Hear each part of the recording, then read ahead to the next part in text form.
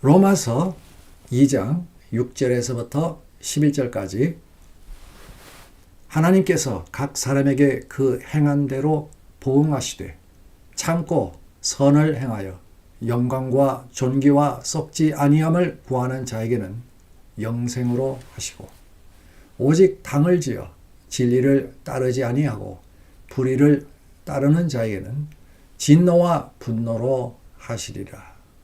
악을 행하는 각 사람의 영에는 환난과 곤고가 있으리니 먼저는 유대인에게요 그리고 헬라인에게며 선을 행하는 각 사람에게는 영광과 존귀와 평강이 있으리니 먼저는 유대인에게요 그리고 헬라인에게라. 이는 하나님께서 외모로 사람을 취하지 아니하심이라. 아멘. 인과응보의 정체. 못 들어보신 분들도 계시겠지만 인터넷상에서 많이 쓰이는 말 중에 카르마라는 말이 있습니다. 원래 수천 년 된 산스크리트어로 힌두교나 불교에서 애용하는 업보라는 뜻입니다. 현재 행동이 미래에 영향을 준다는 것이죠. 인터넷에서는 2000년부터 본격 등장한 후에 원래의 종교나 윤회 개념은 사라지고요. 즉각적 보응의 의미로 굳어졌습니다. 요즘 젊은 사람들이 SNS나 밈 커뮤니티에서 도덕평가 템플릿으로 많이 쓰고 있기도 합니다. 그리고 그 카르마라는 말을 굳이 쓰지 않아도요. 사실상 카르마라는 의미를 내포하는 댓글도 흔합니다. 누가 넘어지면 업보네 업보야. 누가 망하면은 예전에 뭔가 잘못 있겠지. 누가 복을 받으면 전생에 나라를 구했나 보지. 복잡하게 안 따지고요. 카르마 개념 하나로 정리를 해버리는 겁니다. 이걸요. 내재적 정의 편향이라고 부르기도 합니다. 그렇다고 이 카르마가 정확하게 작동되는 것도 아닙니다. 최근 조사에 의하면 타인의 불행을 그 사람 탓으로 돌리는 비율이 40에서 60% 수준으로 늘었고요. 특히 감정적인 일에는 60% 이상 올랐다고 합니다. 반면에 자기 자신의 성공에 대해서는 70% 정도가 자기 능력으로 돌린다고 합니다. 어쨌든 세상은 그렇습니다. 그런데 주로 젊은 층이 카르마라는 말을 쓰기도 전에 이미 연세 드신 분들은 카르마와 비슷한 인과응보라는 말을 쓰고 있었습니다. 그거 보면요. 모든 인류에게 보편적으로 깔려있는 어떤 기본적인 인식이 있는 것 같습니다. 그래서 그런지요. 오늘 본문을 읽어보면 쉽게 그런 개념과 비슷한 것으로 오해할 수도 있게 됩니다. 그런데 앞으로 나오겠지만 오늘 본문의 것과 그런 보편적인 개념과는 결정적인 차이가 있지요. 어쨌든 오늘 우리가 볼 성경 본문조차도 얼핏 비슷하다고 착각할 정도로 어떤 보편적인 진리가 전 인류에게 퍼져 있다는 사실, 그것 자체가 그만큼 그 기본적인 개념이 중요한 것이 아닐까요?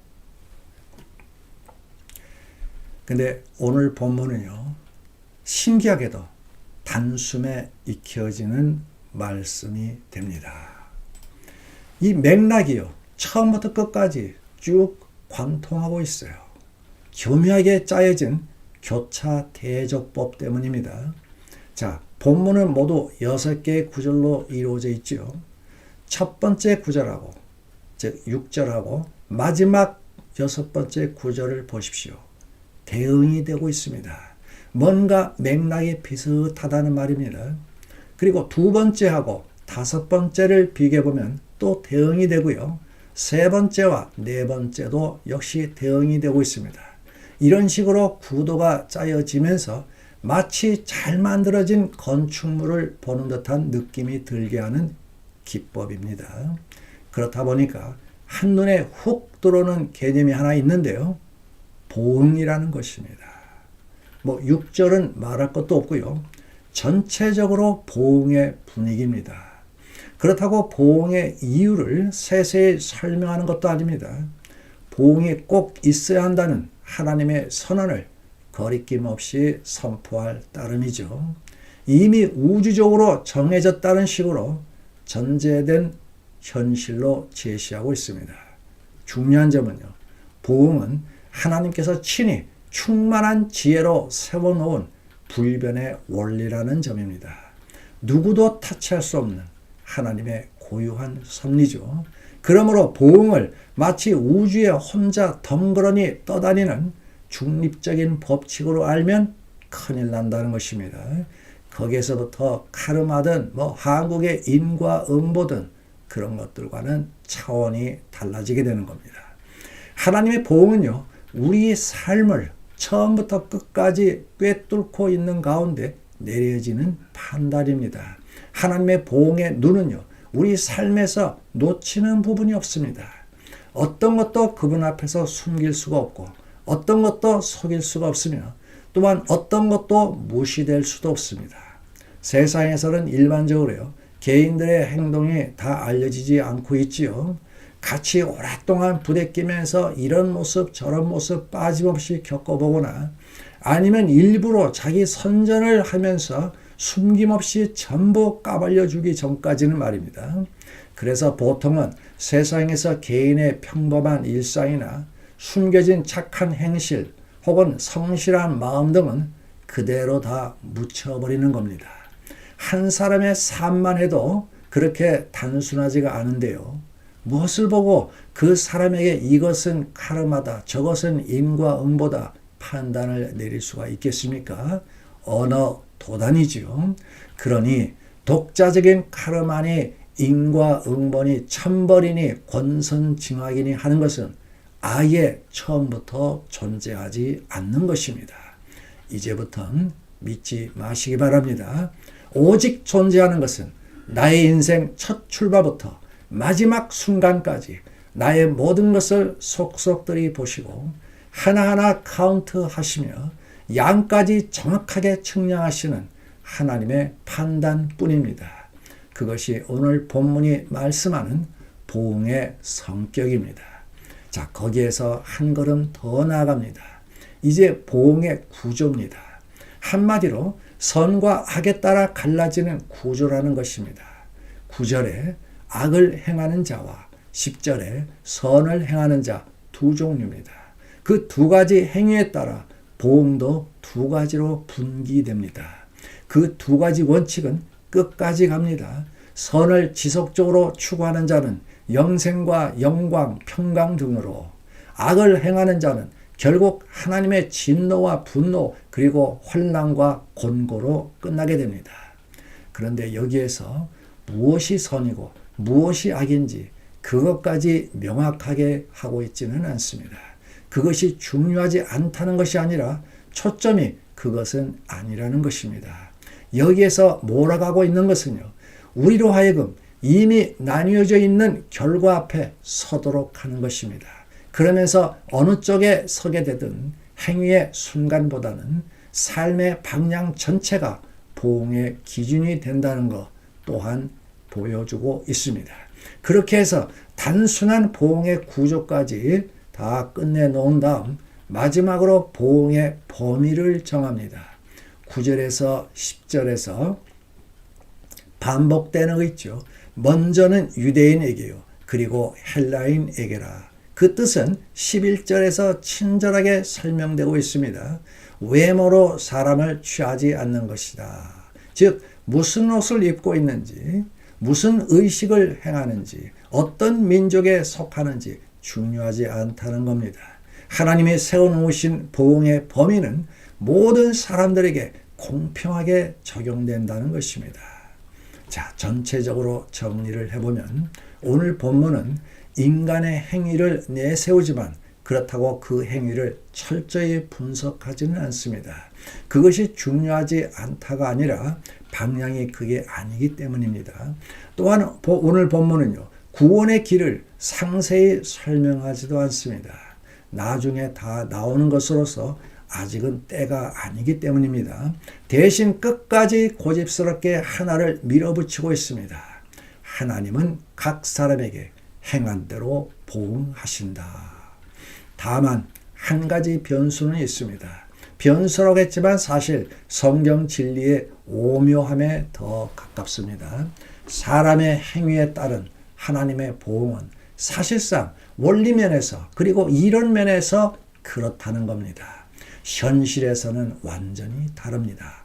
나중에 그것에 대해서도 나오게 되겠지만 여기에서 먼저 말해두는 것은 좋은 보응을 받기 위한 선행이 불가능하다는 것입니다. 사람이 예수님을 영접하여 자신의 삶의 영역이 바뀌기까지는 세상 누구도 선한 행실을 행할 수가 없습니다. 오늘 본문은 그런 면을 직접 말하지는 않고 있지만 분명히 밑바닥에는 깔고 있습니다. 그런 점까지 염두에 두고 오늘 하나님의 보응은 어디까지나 이론상의 원리임을 아셔야 합니다. 자, 그런데요. 그렇다고 해서 그 원리를 조금이라도 무시했다가는 큰일 나는 겁니다. 계속 반복하지만 그 원리는 다름 아닌 하나님이 정해놓으신 원리이기 때문입니다. 엄밀하게 말하면요, 모든 인류에게 공평하게 처음부터 주입시켜 놓으신 어떤 기본값입니다. 그것이 여러 왜곡된 형태로 혼란스럽게 나타나는 것이요, 카르마니, 인과응보니 아니면 천벌이니 하는 표현들입니다. 그러니까 오리지널인 하나님의 보응은 무시당해도 될 성격이 아닌 것입니다. 누구든지 사람은 행위에 따라 그의 구원과 보응은 달라진다. 그것이 불가능한 것이라고 뜬구름 잡는 이론으로 치부해 버리는 안 된다는 것입니다. 만약 하나님의 보응의 원리를 계속 알아 하면서 건성으로 다룬다면 구원의 참맛, 즉 천국의 생명과 환희와 은혜의 풍성함까지 충만하게 맛보지 못할 수도 있습니다. 주위에서는요, 다들 은혜라고 말하는데 나에게는 하나도 은혜처럼 느껴지지 않고요. 남들은 다 감사하면서 눈물을 쭉 흘릴 때도요, 나에게는 도무지 마음에 와닿지 않게 되는 것입니다. 거기에서 더 나아가서 보험 체계를 깡그리 무시해 버리면요, 좀 심하게 말해서 아예 구원 체계 자체가 흔들릴 수도 있습니다. 사랑하는 여러분, 아쉬운 것은요, 오늘날 기독교에서 이것이 제대로 강조되지 않고 있다는 점입니다. 안타깝고 슬프고 먹먹합니다. 적지 않은 수의 그리스도인들이 선악에 따른 하나님의 보응의 원리를 무시하는 경향이 있습니다. 아마 몇 가지 이유가 있겠지요. 우선 은혜라는 것에 너무나도 매몰되어 있기 때문이기도 합니다. 우리는 교회에 발길을 들이는 순간부터 평생 가장 많이 듣는 말들이요, 은혜, 사랑, 용서, 축복, 승리라는 말들입니다. 그런 환경에서 갑자기 뜬금없이 먼 옛날 원시 시대로 되돌아가는 듯한 말, 행위에 따른 보응 같은 말을 듣게 되면 어색해지고요, 거북하게 되고요, 그리고 낯설어지겠지요. 이게 기독교 맞나? 혹시 유대교 바리새파 율법주의 아니야? 카르마랑 비슷한데? 아니야, 그거 우리 할머니가 가르쳐주던 인과응보라는 거야. 이런 식의 오해 때문입니다. 그러면 여러분들 중에 어떤 분들은 또 다음과 같이 말할 수도 있습니다. 좋습니다. 그것은 인정한다고 칩시다. 그런데요, 행위로 보응을 받는다는 것은 예수 그리스도로 인해서 완전히 폐기된 거 아닌가요? 대답은요, yes and no입니다. 물론 폐기된 것이 맞습니다. 이제 앞으로 로마서에서 쏟아져 나올 진리로서요, 오직 믿음으로만 의롭다함을 얻는다는 것으로 완전히 바뀌었습니다. 신학적으로 또 깊이 따지고 들어가면요, 행위 언약이라는 것은 사실 그 이전부터 유명무실하게 되었지만요. 자, 그런데 동시에 노라고 하는 대답도 해야 합니다. 노라고도 하는 것은요, 어떤 면에서는 그 원리는 여전히 밑바닥에서는 지속되고 있기 때문입니다. 다만 예수 그리스도께서 그 원리 속으로 대신 들어가셨을 뿐입니다. 그만큼 하나님의 보응의 원리는 위대하고 영원한 것입니다. 그럼에도 불구하고 하나님의 응보 개념은요, 여전히 소홀히 되고 있습니다. 물론 현재를 살아가는 입장에서는 과거에 대해 많이 알고 싶지는 않겠지요. 그러나 구원의 신비한 메커니즘에서는요, 과거는 사라진 과거가 아니라 여전히 밑에서 작동하는 과거입니다. 그래서 우리는 구원을 말할 때는 과거를 되살려야 합니다. 그래야 나의 현재 위치가 더욱더 분명해집니다. 나도 과거에는 하나님의 보응의 원리에 매여 살았던 사람이었다. 그러나 그렇게 살지를 못했다. 중요한 것은요, 과거에 내가 알았든 몰랐든 그 원리에 의해 살아야 했던 사람이라는 사실입니다. 그 보응의 원리가 나를 완전히 지배하고 있었던 것입니다. 핵심은 이것입니다. 인간의 기준이 아니라 하나님의 행위 평가 자체를 왜 심각하게 받아들이지 않느냐는 것입니다. 물론 본문은요, 신자가 어떻게 살아야 하는가 그것을 말하고 있지는 않습니다. 그런 것은 다른 곳에서 나오는 것이고요. 여기에서 강조하는 것은 오직 하나입니다. 하나님의 심판 원리는 심각하게 받아들여져야 한다. 그 원리를 최대한 드러내기 위해서 교차 대조법까지 써가면서 강조하는데도 우리 현대 그리스도인들은 종종 이것을 외면한다는 것입니다. 오늘 같은 본문을 읽으면 그거 좋은 삶을 살았으니 좋은 결과가 온다는 것이겠지 라고 참으로 막연하고 그리고 흐릿흐릿하게 그냥 대충 보고는 그냥 넘어가려는 경향이 있다는 것입니다. 안 그렇습니까? 네. 그러므로 오늘 본문에서는요, 아직 다음과 같은 반응은 나와서는 안 됩니다. 하나님은 사랑이시니까 결국 다 좋게 봐주실 거야. 그런 섣부른 낙관은 아직은 금물입니다. 혹은 중요한 건 마음이지 행동은 아직 아니야. 그런 내면 중심의 윤리도 아직 나올 때는 아닙니다. 남을 해치지만 않으면 돼. 여러분, 왜 내 마음대로 윤리 기준을 정합니까? 우리가 하나님은 공의로우시다라는 사실에는 다들 아멘 하지 않습니까? 그런데 실제에서는 어떻습니까? 돈 문제에서나 사람들과의 관계에서나 아니면 어떤 것을 선택해야 할 때 공의가 과연 잘 지켜지고 있습니까? 그러다 보니까 행위는 결과다라는 공식을 실제 현실에서는 거의 적용하지 않는 이중 구조 속에서 살게 되는 것 같습니다. 다시 말하면 너무나도 쉽게 은혜 하면서 너무나도 때이르게 하나님의 최종적인 축복의 품속으로 뛰어든다는 것입니다. 왜 그 길다란 중간 과정에서 수도 없이 있었던 행위들은 다 빼버리느냐는 것입니다. 어떤 일을 처리할 때 나의 선한 것들도 물론 들어갔지만 나의 착각이나 나의 욕심, 나의 약함, 나의 판단착오, 나의 일처리 미숙 등도 함께 뒤섞여서 들어갔을 겁니다. 물론 그럼에도 불구하고 최종적으로는 하나님의 인자하심으로 최선의 결과가 나오도록 해 주시죠. 그런 최종 결과만 보고는 우리는 기나긴 여정에서의 수도 없이 있었던 과오들은 몽땅 잊어버린다는 것입니다. 정말 원리 원칙대로 집행되었더라면 나의 행위들은 결국 실패로 끝났을 일들인데도요. 우스운 것은요, 남들에 대해서는 또 다르게 작동된다는 것입니다. 남들이 성공했을 때는 그거 운빨일 거야. 아니면 기껏해야 그거 뭐 하나님이 도와줬겠구만. 이라고 해버립니다. 그 사람의 노력은 다 무시되는 것이죠. 반대로 남들이 실패했을 때는 여지없이 카르마나 인과응보로 들이칩니다. 그 자업자득이네 뭐. 이렇게 보응의 원리가 선택적이 되면요, 그걸로 이미 그 사람한테는 그 원리 자체가 엉망이 되었다고도 볼 수 있겠지요. 되돌아가지만 행위가 최종 심판 기준이라고 하는 그 긴장감이 많이 약화되어 있다는 것입니다.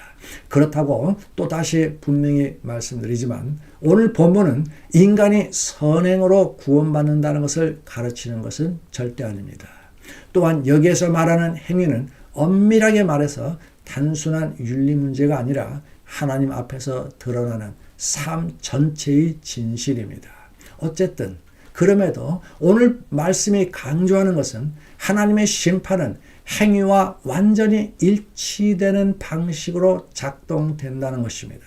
은혜로 구원받는다고 해도 하나님의 마지막 선언은 결국 모든 행위들과 같은 방향에 서게 된다는 것입니다. 다시 말씀드리지만 긴장감입니다. 하나님 앞에서 거룩하게 살고 하나님을 사랑하며 충성할 때 나오는 그런 긴장감을 하나님의 보응의 원리 앞에서도 가져야 한다는 것입니다. 그 긴장감은요, 한쪽으로 쏠리게 하는 것이 아닙니다.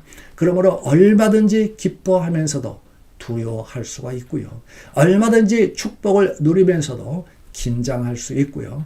얼마든지 만족하면서도 하나님 앞에서 겸손해질 수가 있는 것입니다. 하나님의 심판 구조 속에 그 긴장감 꼭 잊지 마시기 바랍니다. 우리는 태어나면서부터 양심이라는 것을 가지고 있었습니다. 그 양심은 어릴 때부터 나한테 말을 했습니다. 선하게 살아라. 그러나 내가 동시에 태어나면서 가지고 있었던 또 다른 것, 강력한 죄성이 있었습니다. 그 죄성은 나를 차츰 죄 속으로 끌고 갔습니다. 그때 나는 몰랐지만 나는 이미 하나님의 심판 구조 속에 자리를 잡고 있었던 것입니다. 그러다가 어느 날 나는 그리스도인이 되었습니다. 하나님의 은혜죠. 그때부터 하나님의 말씀을 알게 되고 성령님의 조명하심을 활짝 받게 되었습니다. 이제 훨씬 더 분명해졌습니다. 선하게 살아야 한다. 자, 거기에서부터입니다. 선하게 살아야지 하면서도 한편으로는 우리는 다시 죄를 짓게 됩니다. 물론 예전 불신자 시절과는 차원이 다르기는 합니다. 그럼에도 죄는 죄입니다. 그것은 잘못입니다. 선하게 살아야 할 사람이 일시적이라도 선하게 살지 못하고 있기 때문입니다.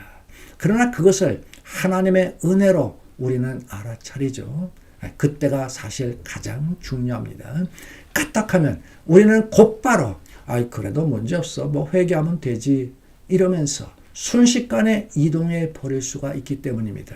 심판의 구주에서 빠져나와선 뒤도 안 돌아보고 0.1초 이내로 은혜의 품에 그대로 안겨버리는 것입니다. 마치 사내아이가 뛰어가다가 넘어지니까 민망스럽다는 듯이 급히 일어서서는 바지 한번 털고는 아무 일도 없었다는 듯이 자기 갈 길 가는 것과 같습니다.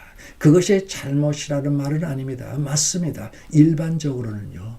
그러나 심리적으로 볼 때는 그 특정 인물의 그 특정 행동은 잘못되었습니다. 죄에 대한 끔찍한 실체를 너무나도 모르기 때문입니다. 아무렇지도 않게 죄를 지었고요. 그리고 나서 찔리니까 아무렇지도 않게 죄에서 잠시 벗어나서 아무렇지도 않게 회개의 영역으로 급히 자리를 옮겨버린 것입니다. 그것으로 끝이에요. 모든 것이 순식간입니다.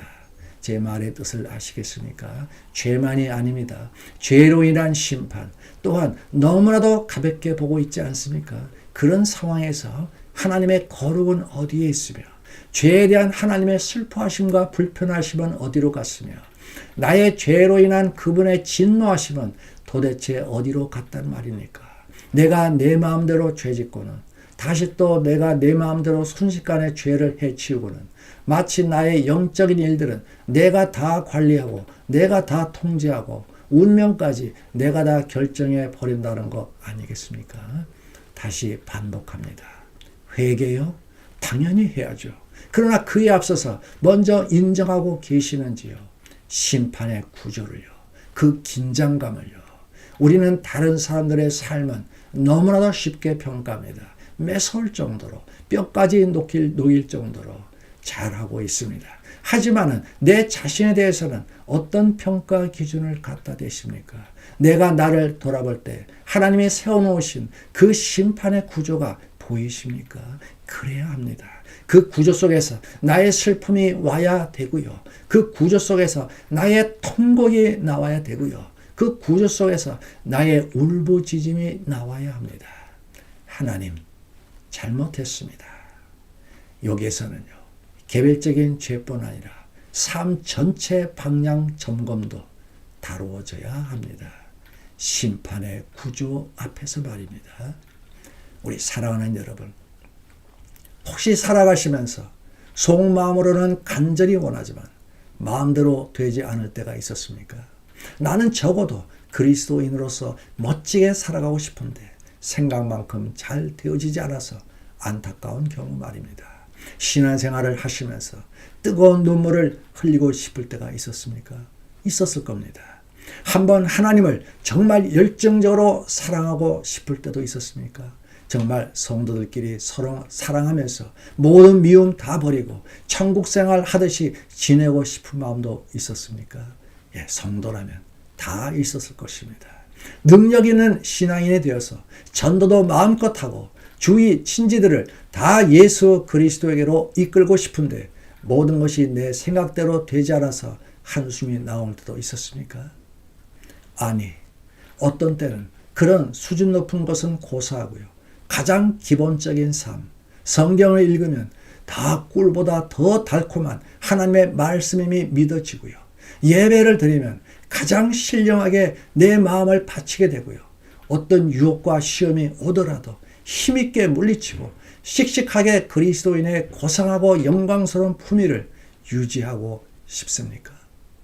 그런데 그럴 때마다 걸리는 것은 혹시 내 자신이 아니었습니까? 나의 부족함, 나의 죄성, 나의 가벼움, 나의 지혜 부족, 나를 둘러싼 현실의 무거움 등등이 나를 가로막고 있지 않았습니까? 그래서 결국은 그런 것들 앞에서 다시 거꾸러지고 포기하게 되고 물러서게 되지 않았습니까? 그런데 더 큰 문제는요. 더 큰 문제는 평상시의 나의 마음입니다. 평상시 나는 맹맹할 때가 많습니다. 뜨거운 것도 아니고 차가운 것도 아닙니다. 잘 믿는 것도 아니고 그렇다고 안 믿는 것도 아닌 그런 상태인 것 같기도 합니다. 어느덧 죄를 지어도 덤덤하고 그냥 하나님 앞에 미안하다는 말 정도로 속삭이곤 그냥 지나갈 때도 있습니다. 그리스도인이라고 하지만 어디 가면 내가 나를 봐도 전혀 그리스도인으로서의 다른 점이 잘 나오지 않는 것 같습니다. 그러나 그럼에도 불구하고 말입니다. 나의 속 깊은 곳에서는 매일 밤마다 외치고 있는 것은 아닙니까? 이렇게 사는 것은 사는 것이 아니다.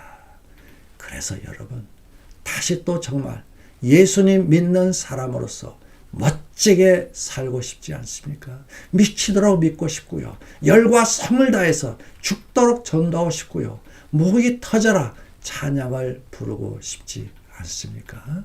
네. 그러자면 몇 가지 작업이 필요하지만 가장 먼저 해야 될 것, 그것을 보겠습니다. 그것이 되어져야 그 다음 것이 되기 때문입니다. 그 정도로 중요한 것입니다. 역사상 살았던 수많은 뛰어난 하나님의 사람들이 모두 다 거쳐갔던 과정입니다. 먼저 내 자신을 돌아보시기 바랍니다. 내가 누구입니까? 나는 흙에서 빚어지고 하나님의 숨결로 만들어진 그분의 으뜸 피조물입니다. 그 다음 내가 저지른 죄를 떠올려야 합니다. 그 죄들에 대해서 하나님은 어떻게 반응하실까? 내가 그리스도인이라면 나의 죄들에 대해 하나님은 얼마나 마음이 찢어질 정도로 아파하실까? 근데 혹시 내가 만약 불신자라면 하나님은 역시 안타까워하시면서 계속 기회를 주시면서 하나씩 나에게 진노를 쌓아두고 계시는 것은 아닐까? 당연하지 않겠습니까? 인간이 아니라 완전하신 하나님이시기 때문입니다.